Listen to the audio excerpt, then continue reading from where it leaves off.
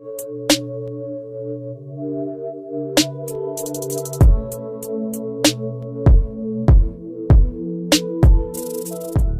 guys, welcome back to my channel.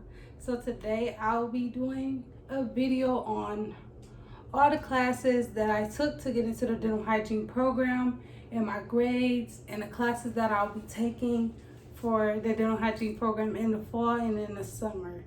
So if you would like to know those classes and grades, just keep on watching. So the first class, well, not the first class I took, but one of the classes that I took were general psychology, and I got a 3.0. I took human anatomy part 1 and I got a 2.5. I took human anatomy part 2 and got a 3.5. I took an English composition 2 and got a 3.0. I took intermediate math and got a 3.0. I took CPR and I got a 4.0. I took fundamental of public speaking and got a 4.0. And I took a computer competency class and I got a 4.0. I took introduction to sociology and I got a 2.5. Are those all the classes I took? And I took an English part 1 and got a 3.0. So those are all the classes that I took to get into my hygiene program. My school accepts 30 students, so I was one of the lucky 30 students. I'm so excited, you guys. So like I said, I didn't have 4.0s in every one of my classes. Hell, I didn't even have 3.5s. But for me, I took all those classes that they required. I know some schools and a lot of schools, you can apply with a couple maths. I think it's like 2 maths and a couple, what are those called? A couple of the other prereqs, like not the science courses, but I can't even think. I'm having a brain fart. Like those general requirements, you only had to have a couple of those. But me, I decided for a better chance on getting in, I'm gonna just complete all my classes and then I'm gonna apply. So it took me, I wanna say 3 years, because I gotta think about it. I took a year when I first got out of high school. I went a year at a university and decided that, because I was going to a university for dental school because I wanted to be a dentist, still do. And one of the deans was like, why don't you try my college and go for dental hygiene? I was like, we got that here? So that's what made me do the switch. So I'm gonna finish my bachelor's at that university and maybe apply to dental school. We'll see. So that's how I really feel like I got in, because I completed all those classes. And our school didn't do interviews. What else you had to have? Shoot, they really went by grades and how many classes you had completed. Oh, bless me.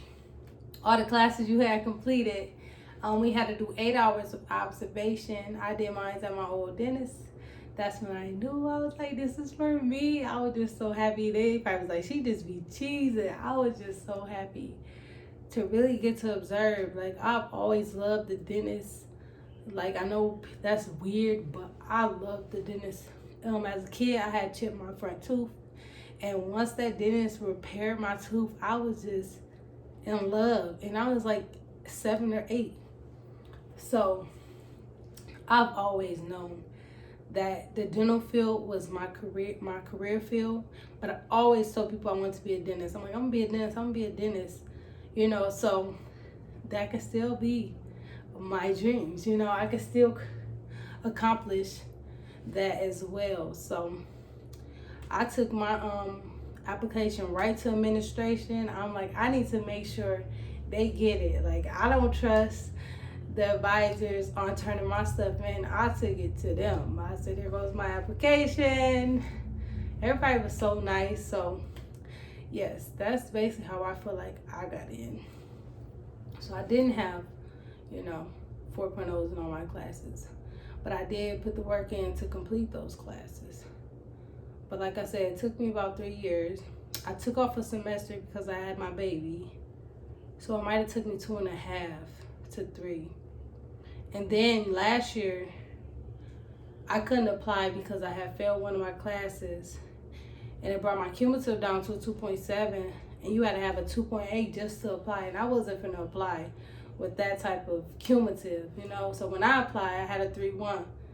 But I know that they look over your grades again after whatever classes that you had pending for that fall semester. They look at it in the winter or the spring now. It's called the spring. But I had a 3.3. So I'm telling you guys, I know some schools are harder. Some schools only accept so many. So when it comes to those schools, heck yeah, I would say get 4.0s. But in my predicament, it was 30 students. So I had a high chance, So look, if I can do it, you can do it. I know a lot of things we think are impossible where we don't think we're good enough. You're good enough and you can do it. It don't matter if you're a stay-at-home mama, a single mama, a no mama, you know what I'm saying, or not a mom, you know what I'm saying. If you're just a lonesome person, a wife, you can do it. Like, don't never put your dreams on back burner because you're having kids or, you know what I'm saying, you're being a wife. You gotta still accomplish your goals and the dreams that you want. Yeah, I was a stay-at-home mom I'm still a stay-at-home mom. Going on almost 3 years, and I'm finna have another baby. By the time my fall program starts, I'm gonna be going 7-8 months pregnant. But I know this is something that I want, so nothing can get in my way. Nothing.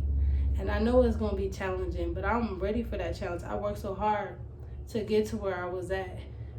We took classes, you know what I'm saying? And it's just something that I always wanted. So finally to be in those shoes, it feels so good. I watch so many YouTube videos. I don't watch every dental hygiene video you can search. Like, I know this is for me. So, man, to all my females and males that are going for this program, you can do it. Just stay motivated. You got to remember why you're doing it. Why am I doing this? And that will always keep you pushing, regardless if it's prereqs. And I know prereqs can get pretty boring because you're like, I'm not even doing this, nothing. I'm not even doing the classes that are for my major, that's going to get me to that degree. So I truly understand, but you got to push through that and work extremely hard to your best ability. You can't compare yourself to nobody. You got to compare yourself to you. And that's it. So, I'm probably going to update you guys on how my infection control is going in June. I start that at the end of June. So, and that's from June to August to the end of August. So, I would definitely be updating you guys on how that's going and, what I'm doing to study for that class as well. I'm praying that everything works out for the fall and we can be in classrooms because I'm not a good learner online. I need to hear, see, be in this setting, you know what I'm saying? Because when you're home, you can't get out of home mode. You know what I'm saying? Like, you're kind of lazy, procrastinate. Like, I can't get out of that zone once I'm in the crib. So if I'm in a classroom setting, my brain is like, okay, it's time to learn, it's time to focus. You know what I'm saying? So I'm really hoping everything goes good for the fall.